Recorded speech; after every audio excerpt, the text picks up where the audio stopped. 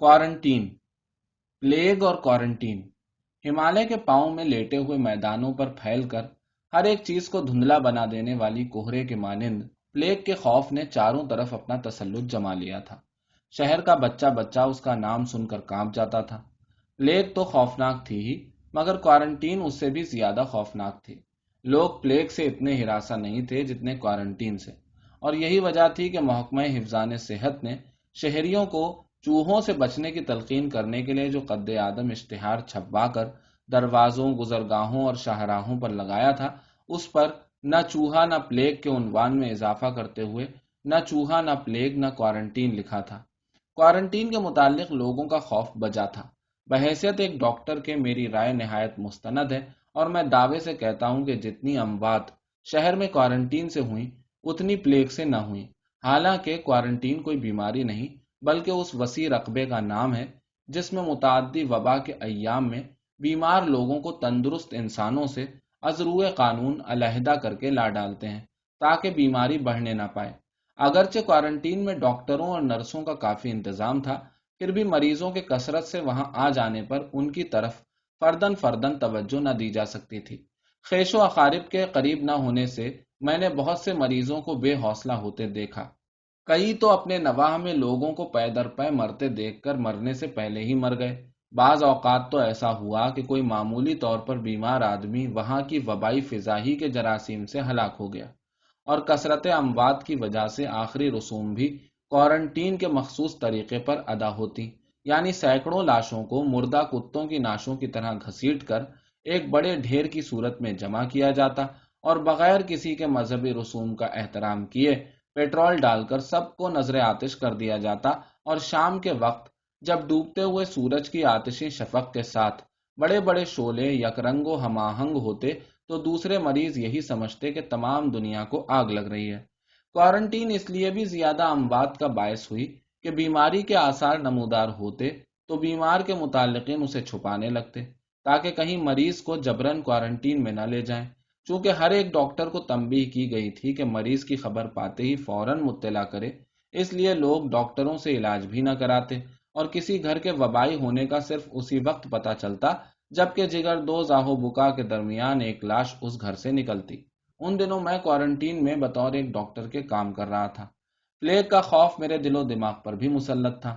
शाम को घर आने पर मैं एक अरसे तक कार्बोलिक साबुन से हाथ धोता रहता, और जरासीम कुछ मुरक्कब से गरारे करता, या पेट को जला देने वाली गर्म कॉफी या ब्रांडी पी लेता। अगरचे उससे मुझे बेख्वाबी और आंखों के चुंधेपन की शिकायत पैदा हो गई। कई दफा बीमारी के खौफ से मैंने कई आवर दवाएं खाकर अपनी तबीयत को साफ किया। जब निहायत गर्म कॉफी या ब्रांडी पीने से पेट में तखमीर होती और बुखारात उठ उठकर दिमाग को जाते, तो मैं अक्सर एक हवास बाख्ता शख्स के मानिंद तरह तरह की कयास आराइयां करता। गले में जरा भी खराश महसूस होती तो मैं समझता कि प्लेग के निशानात नमूदार होने वाले हैं। उफ, मैं भी इस मूजी बीमारी का शिकार हो जाऊंगा। प्लेग और फिर क्वारंटीन। उन्हीं दिनों में नौ ईसाई विलियम भागो भागव खाकरूब, जो मेरी गली में सफाई किया करता था, मेरे पास आया और बोला, बाबूजी गजब हो गया। आज एम्बो इसी मोहल्ले के करीब से 20 और एक बीमार ले गई है। 21? एम्बुलेंस में? मैंने मुताज्जिब होते हुए ये अल्फाज कहे। जी हाँ, पूरे 20 और एक। उन्हें भी क्वारंटाइन ले जाएंगे। आह, वो बेचारे कभी वापस ना आएंगे। दरियाफ्त करने पर मुझे मालूम हुआ कि भागव रात के 3 बजे उठता है, आध पाव शराब चढ़ा लेता है, और फिर हस्बे हिदायत कमेटी की गलियों में और नालियों में चूना बिखेरना शुरू कर देता है, ताकि जरासीम फैलने ना पाए। भागव ने मुझे मुत्तला किया कि उसके 3 बजे उठने का यह भी मतलब है कि बाजार में पड़ी हुई लाशों को इकट्ठा करे, और उस मोहल्ले में जहां वो काम करता है उन लोगों के छोटे मोटे कामकाज करे जो बीमारी के खौफ से बाहर नहीं निकलते। भागव तो बीमारी से जरा भी नहीं डरता था। उसका ख्याल था अगर मौत आई हो तो ख्वाह वो कहीं भी चला जाए, बच नहीं सकता। उन दिनों जब कोई किसी के पास नहीं फटकता था, भागव सर और मुंह पर मंडासा बांधे निहायत इन्हेमाक से बनी नौ इंसान की खिदमत गुजारी कर रहा था। अगरचे उसका इल्म निहायत महदूद था, ताहम अपने तजर्बों की बिना पर वो एक मुकर्रिर की तरह लोगों को बीमारी से बचने की तरकीब बताता। आम सफाई, चूना बिखेरने और घर से बाहर न निकलने की तलकीन करता। एक दिन मैंने उसे लोगों को शराब कसरत से पीने की तलकीन करते हुए भी देखा। उस दिन जब वो मेरे पास आया तो मैंने पूछा, भागव, तुम्हें प्लेग से डर भी नहीं लगता? नहीं बाबूजी, बेनाई बाल भी बीका नहीं होगा। आप इतने बड़े हकीम ठहरे, हजारों ने आपके हाथ से शिफा पाई, मगर जब मेरी आई होगी तो आपका दारू दरमन भी कुछ असर न करेगा।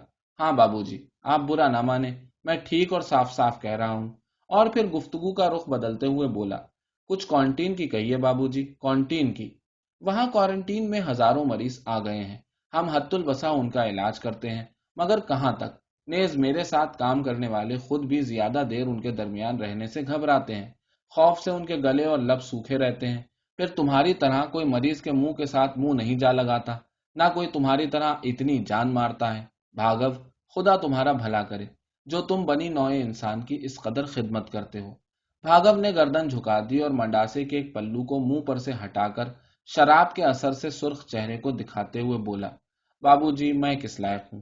मुझसे किसी का भला हो जाए, मेरा ये निकम्मा तन किसी के काम आ जाए, इससे ज्यादा खुशकिस्मती और क्या हो सकती है? बाबूजी, बड़े पादरी लाबे, रेवेंडर मोहनतल आबे, जो हमारे मोहल्लों में अक्सर प्रचार के लिए आया करते हैं, कहते हैं खुदावंद यसु मसीह यही सिखाता है कि बीमार की मदद में अपनी जान तक लड़ा दो। मैं समझता हूँ। मैंने भागव की हिम्मत को सराहना चाहा, मगर कसरत जज्बात से मैं रुक गया। उसकी खुश एतकादी और अमली जिंदगी को देखकर मेरे दिल में एक जज्बा रश्क पैदा हुआ। मैंने दिल में यह फैसला किया कि आज क्वारंटीन में पूरी तनदही से काम करके बहुत से मरीजों को बाकायदे हयात रखने की कोशिश करूंगा, उनको आराम पहुंचाने में अपनी जान तक लड़ा दूंगा। मगर कहने और करने में बहुत फर्क होता है। क्वारंटीन में पहुंचकर जब मैंने मरीजों की खौफनाक हालत देखी और उनके मुंह से पैदाशुदा ताफुन मेरे नथनों में पहुंचा तो मेरी रूह लरस गई और भागव की तकलीद करने की हिम्मत न पड़ी। ताहम उस दिन भागव को साथ लेकर मैंने क्वारंटीन में बहुत काम किया। जो काम मरीज के ज्यादा करीब रहकर हो सकता था, वो मैंने भागव से कराया और उसने बिला तामुल किया। खुद मैं मरीजों से दूर ही दूर रहता, इसलिए कि मैं मौत से बहुत खैफ था और उससे भी ज्यादा क्वारंटीन से। मगर क्या भागव मौत और क्वारंटीन दोनों से बालातर था? उस दिन क्वारंटीन में 400 के करीब मरीज दाखिल हुए और 250 के लगभग लुकमे अजल हो गए। ये भागव की जांबाजी का सदका ही था कि मैंने बहुत से मरीजों को शिफायाब किया। वो नक्शा जो मरीजों की रफ्तार सेहत के मुतालिक चीफ मेडिकल ऑफिसर के कमरे में आवेजा था, उसमें मेरे तहत में रखे हुए मरीजों की औसत सेहत की लकीर सबसे ऊंची चढ़ी हुई दिखाई देती थी। मैं हर रोज किसी न किसी बहाने से उस कमरे में चला जाता और उस लकीर को 100% की तरफ ऊपर ही ऊपर बढ़ते देखकर दिल में बहुत खुश होता। एक दिन मैंने ब्रांडी जरूरत से ज्यादा पी ली। मेरा दिल धक धक करने लगा, नब्ज घोड़े की तरह दौड़ने लगी और मैं एक जुनूनी के मानिंद इधर उधर भागने लगा। मुझे खुद शक होने लगा कि प्लेग के जरासीम ने मुझ पर आखिरकार अपना असर कर ही दिया है और अनकरीब ही गिल्टियां मेरे गले या रानों में नमूदार होंगी। मैं बहुत सरासीमा हो गया। उस दिन मैंने क्वारंटीन से भाग जाना चाहा। जितना अरसा भी मैं वहां ठहरा, खौफ से कांपता रहा। उस दिन मुझे भागव को देखने का सिर्फ 2 दफा इत्तेफाक हुआ। दोपहर के करीब मैंने उसे एक मरीज से लिपटे हुए देखा। वो निहायत प्यार से उसके हाथों को थपक रहा था। मरीज में जितनी भी सकत थी, उसे जमा करते हुए उसने कहा, भाई अल्लाह ही मालिक है, इस जगह तो खुदा दुश्मन को भी ना लाए। मेरी 2 लड़कियां। भागव ने उसकी बात को काटते हुए कहा, खुदा वंदे यसू मसीह का शुक्र करो भाई, तुम तो अच्छे दिखाई देते हो। हाँ भाई, शुक्र है खुदा का, पहले से कुछ अच्छा ही हूं। अगर मैं क्वारंटीन। अभी ये अल्फाज उसके मुंह में ही थे कि उसकी नसें खिंच गईं। उसके मुंह से कफ जारी हो गया, आंखें पथरा गईं। कई झटके आए और वो मरीज जो एक लम्हा पहले सबको और खुसूसन अपने आप को अच्छा दिखाई दे रहा था, हमेशा के लिए खामोश हो गया। भागव उसकी मौत पर दिखाई न देने वाले खून के आंसू बहाने लगा। और कौन उसकी मौत पर आंसू बहाता? कोई उसका वहां होता तो अपने जिगर दोज नालों से अर्जो समा को शक कर देता। एक भागव ही था जो सबका रिश्तेदार था, सबके लिए उसके दिल में दर्द था। वो सबकी खातिर रोता और कुढ़ता था। एक दिन उसने खुदावंद यसू मसीह के हुजूर में निहायत इज्जो इनकिसार से अपने आप को बनी नौए इंसान के गुनाह के कफ्फारे के तौर पर भी पेश किया। उसी दिन शाम के करीब भागव मेरे पास दौड़ा दौड़ा आया। सांस फूली हुई थी और वो एक दर्दनाक आवाज से कराह रहा था। बोला, बाबूजी, ये कॉन्टेन तो दोजख है, दोजख। पादरी लाबे इसी किस्म की दोजख का नक्शा खींचा करता था। मैंने कहा, हाँ भाई, ये दोजख से भी बढ़कर है। मैं तो यहां से भाग निकलने की तरकीब सोच रहा हूँ। मेरी तबीयत आज बहुत खराब है। बाबूजी, इससे ज्यादा और क्या बात हो सकती है? आज एक मरीज जो बीमारी के खौफ से बेहोश हो गया था, उसे मुर्दा समझकर किसी ने लाशों के ढेरों में जा डाला। جب پیٹرول چھڑکا گیا اور آگ نے سب کو اپنی لپیٹ میں لے لیا تو میں نے اسے شعلوں میں ہاتھ پاؤں مارتے دیکھا۔ میں نے کود کر اسے اٹھا لیا۔ بابو جی وہ بہت بری طرح جھلسا گیا تھا۔ اسے بچاتے ہوئے میرا دایاں بازو بالکل جل گیا ہے۔ میں نے بھاگو کا بازو دیکھا، اس پر زرد زرد چربی نظر آ رہی تھی۔ میں اسے دیکھتے ہی لرز اٹھا۔ میں نے پوچھا، کیا وہ آدمی بچ گیا ہے پھر؟ بابو جی وہ کوئی بہت شریف آدمی تھا، جس کی نیکی اور شریفی سے دنیا کوئی فائدہ نہ اٹھا سکی۔ اتنے درد و کرب کی حالت میں اس نے اپنا جھلسا ہوا چہرہ اوپر اٹھایا اور اپنی مریل سی نگاہ میری نگاہ میں ڈالتے ہوئے اس نے میرا شکریہ ادا کیا۔ اور بابو جی، بھاگو نے اپنی بات کو جاری رکھتے ہوئے کہا، اس کے کچھ عرصے بعد وہ اتنا تڑپا کہ آج تک میں نے کسی مریض کو اس طرح جان توڑتے نہیں دیکھا ہوگا۔ اس کے بعد وہ مر گیا۔ کتنا اچھا ہوتا جو میں اسے اسی وقت جل جانے دیتا۔ اسے بچا کر میں نے اسے مزید دکھ سہنے کے لیے زندہ رکھا، اور پھر وہ بچا بھی نہیں۔ اب انہی جلے ہوئے بازوؤں سے میں پھر اسے اسی ڈھیر میں پھینک آیا ہوں۔ اس کے بعد بھاگو کچھ بول نہ سکا۔ درد کی ٹیسوں کے درمیان اس نے رکتے رکتے کہا، آپ جانتے ہیں وہ کس بیماری سے مرا؟ پلیگ سے نہیں، کونٹین سے۔ اگرچہ ہمہ یاریاں دوزخ کا خیال اس لامتناہی سلسلہ قہر و غضب میں لوگوں کو کسی حد تک تسلی کا سامان بہم پہنچاتا تھا، تاہم مقہور بنی آدم کی فلک شگاف صدائیں تمام شب کانوں میں آتی رہتی۔ ماؤں کی آہو بکا، بہنوں کے نالے، بیویوں کے نوحے، بچوں کی چیخ و پکار، شہر کی اس فضا میں جس میں کہ نصف شب کے قریب الو بھی بولنے سے ہچکچاتے تھے، ایک نہایت المناک منظر پیدا کرتی تھی۔ جب صحیح و سلامت لوگوں کے سینوں پر منو بوجھ رہتا تھا تو ان لوگوں کی حالت کیا ہوگی جو گھروں میں بیمار پڑے تھے اور جنہیں کسی یرقان زدہ کے مانند در و دیوار سے مایوسی کی زردی ٹپکتی دکھائی دیتی تھی، اور پھر کوارنٹین کے مریض جنہیں مایوسی کی حد سے گزر کر ملک الموت مجسم دکھائی دے رہا تھا، جیسے کسی طوفان میں کوئی کسی درخت کی چوٹی سے چمٹا ہوا ہو، اور پانی کی تیز و تند لہریں ہر لہجہ بڑھ کر اس چوٹی کو بھی ڈبو دینے کی آرزو مند ہو۔ میں اس روز توہم کی وجہ سے کوارنٹین بھی نہ گیا، کسی ضروری کام کا بہانہ کر دیا، اگرچہ مجھے سخت ذہنی کوفت ہوتی رہی، کیونکہ یہ بہت ممکن تھا کہ میری مدد سے کسی مریض کو فائدہ پہنچ جاتا، مگر اس خوف نے جو میرے دل و دماغ پر مسلط تھا مجھے پابند زنجیر رکھا۔ شام کو سوتے وقت مجھے اطلاع ملی کہ آج شام کوارنٹین میں 500 کے قریب مزید مریض پہنچے ہیں۔ میں ابھی ابھی معدے کو جلا دینے والی گرم کافی پی کر سونے ہی والا تھا کہ دروازے پر بھاگو کی آواز آئی۔ نوکر نے دروازہ کھولا تو بھاگو ہانپتا ہوا اندر آیا۔ بولا، بابو جی، میری بیوی بیمار پڑ گئی، اس کے گلے میں گلٹیاں نکل آئی ہیں، خدا کے واسطے اسے بچاؤ، اس کی چھاتی پر 1.5 سالہ بچہ دودھ پیتا ہے، وہ بھی ہلاک ہو جائے گا۔ بجائے گہری ہمدردی کا اظہار کرنے کے میں نے خشمگی لہجے میں کہا، اس سے پہلے کیوں نہ آ سکے؟ کیا بیماری ابھی ابھی شروع ہوئی ہے؟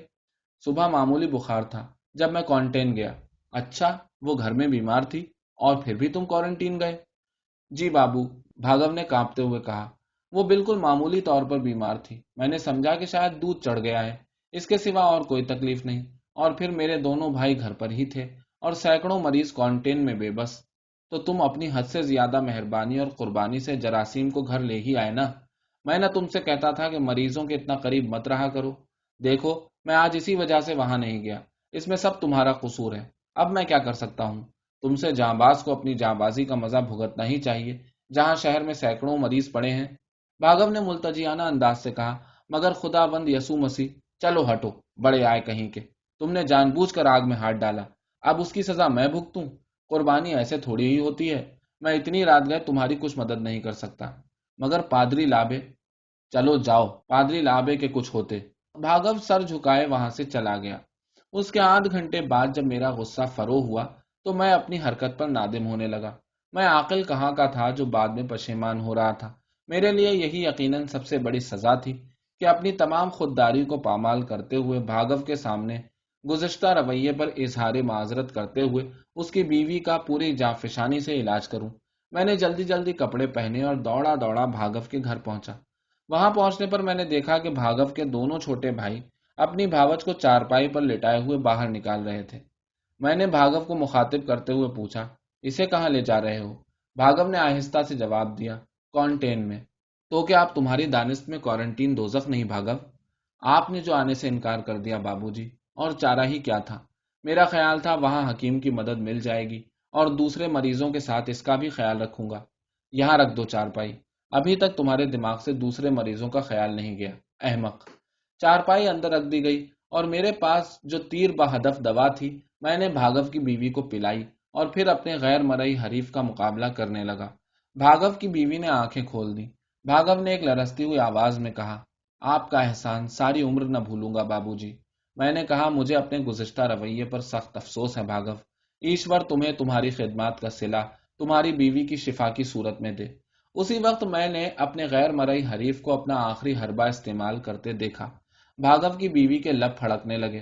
نبض جو کہ میرے ہاتھ میں تھی مدھم ہو کر شانے کی طرف سرکنے لگی۔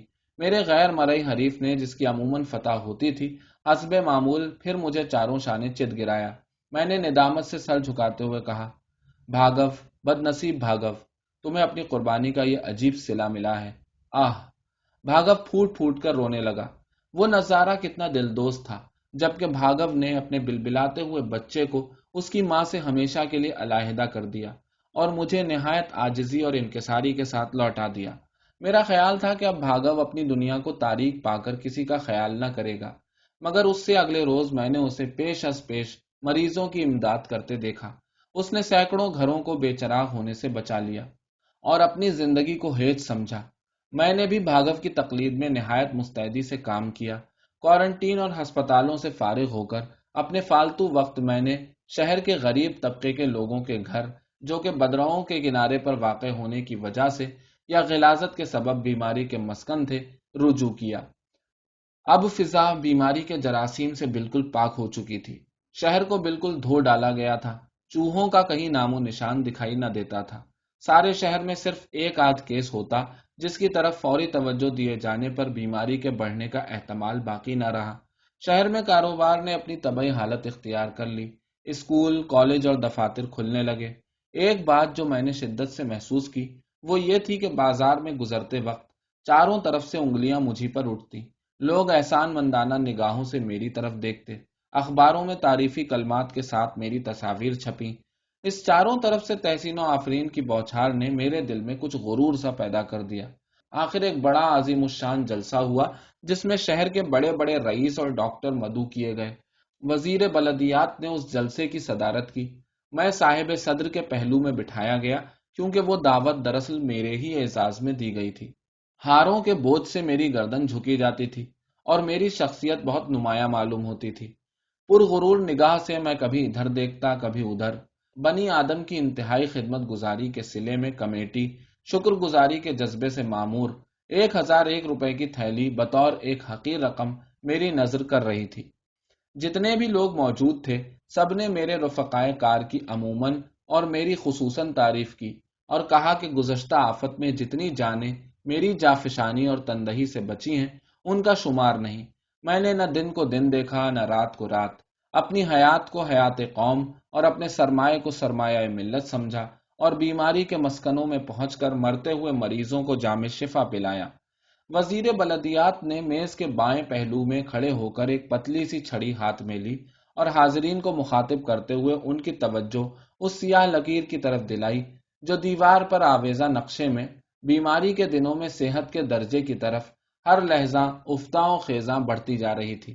آخر میں انہوں نے نقشے میں وہ دن بھی دکھایا جب میرے زیر نگرانی 54 مریض رکھے گئے اور وہ تمام صحت یاب ہو گئے، یعنی نتیجہ 100% کامیابی رہا اور وہ سیاہ لکیر اپنی معراج کو پہنچ گئی۔ اس کے بعد وزیر بلدیات نے اپنی تقریر میں میری ہمت کو بہت کچھ سراہا اور کہا کہ لوگ یہ جان کر بہت خوش ہوں گے کہ بخشی جی اپنی خدمات کے صلے میں لیفٹیننٹ کرنل بنائے جا رہے ہیں۔ ہال تحسین و آفرین کی آوازوں اور پرشور تالیوں سے گونج اٹھا۔ انہی تالیوں کے شور کے درمیان میں نے اپنی پرغرور گردن اٹھائی، صاحب صدر اور معزز حاضرین کا شکریہ ادا کرتے ہوئے ایک لمبی چوڑی تقریر کی، جس میں علاوہ اور باتوں کے میں نے بتایا کہ ڈاکٹروں کی توجہ کے قابل ہسپتال اور کوارنٹین ہی نہیں تھے، بلکہ ان کی توجہ کے قابل غریب طبقے کے لوگوں کے گھر تھے۔ وہ لوگ اپنی مدد کے بالکل ناقابل تھے اور وہی زیادہ تر اس موذی بیماری کا شکار ہوئے۔ میں اور میرے رفقا نے بیماری کے صحیح مقام کو تلاش کیا اور اپنی توجہ بیماری کو جڑ سے اکھاڑ پھینکنے میں صرف کر دی۔ کوارنٹین اور ہسپتال سے فارغ ہو کر ہم نے راتیں انہی خوفناک مسکنوں میں گزاری اسی دن جلسے کے بعد جب میں بطور ایک لیفٹیننٹ کرنل کے اپنی پرغرور گردن کو اٹھائے ہوئے ہاروں سے لدا پھندا لوگوں کا ناچیز ہدیہ 1001 روپے کی صورت میں جیب میں ڈالے ہوئے گھر پہنچا تو مجھے ایک طرف سے آہستہ سی آواز سنائی دی، بابو جی بہت بہت مبارک ہو۔ اور بھاگو نے مبارکباد دیتے وقت وہی پرانا جھاڑو قریب ہی کے گندے حوض کے ایک ڈھکنے پر رکھ دیا اور دونوں ہاتھوں سے منڈاسا کھول دیا۔ میں بھونچکا سا کھڑا رہ گیا۔ تم ہو بھاگو بھائی؟ میں نے بمشکل تمام کہا۔ دنیا تمہیں نہیں جانتی بھاگو، تو نہ جانے، میں تو جانتا ہوں، تمہارا یسوع تو جانتا ہے، پادری لا آبے کے بے مثال چیلے، تجھ پر خدا کی رحمت ہو۔ اس وقت میرا گلا سوکھ گیا۔ بھاگو کی مرتی ہوئی بیوی اور بچے کی تصویر میری آنکھوں میں کھنچ گئی۔ ہاروں کے بارے گراں سے مجھے اپنی گردن ٹوٹتی ہوئی معلوم ہوئی اور بٹوے کے بوجھ سے میری جیب پھٹنے لگی، اور اتنے اعزاز حاصل کرنے کے باوجود میں بے توقیر ہو کر اس قدر شناس دنیا کا ماتم کرنے لگا۔